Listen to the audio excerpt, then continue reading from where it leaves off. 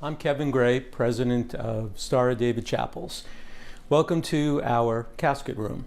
This is not the most pleasant place to be, but unfortunately it's part of the funeral arranging process, and we need to come down here to choose a casket. Now let's talk a little bit about caskets for people of the Jewish faith.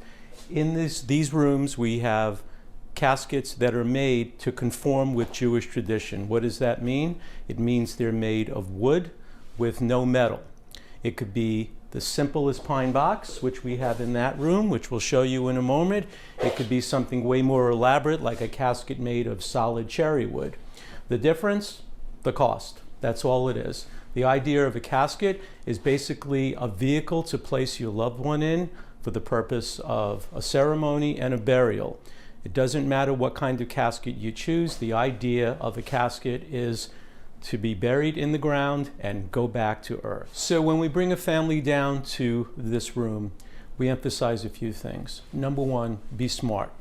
Yes, it's an emotional time. You want to choose something that you think is going to be appropriate, but we also try to remind people that the funeral process is very expensive. The more you spend on a casket, the larger the casket bill is going to be, and we want you to think through very clearly if that's important. To us, it doesn't matter in the least. We want our families to pick appropriately. That's another reason why we'll be talking about at some point the advantages of planning in advance, where you can take some of the emotion out of this process.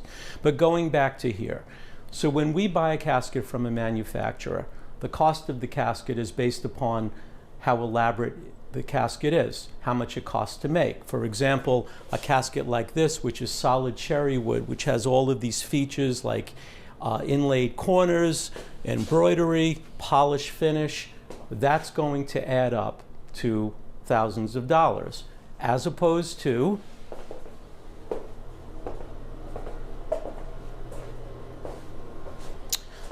the simplest pine box casket.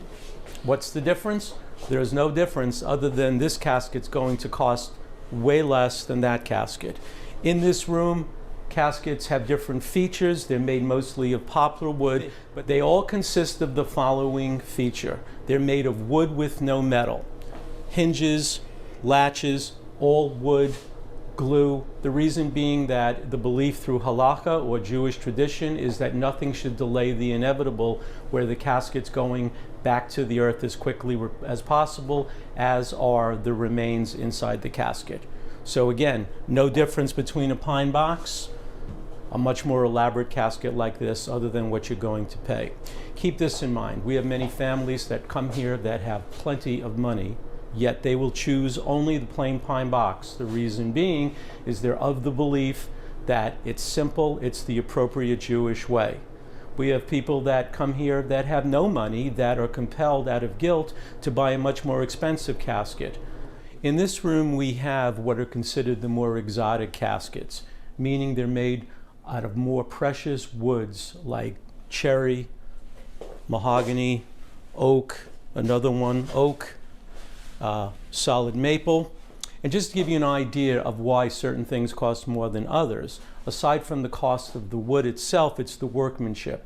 Now this casket, for example, the cherry, it's beautiful wood, polish finish, inlaid corners.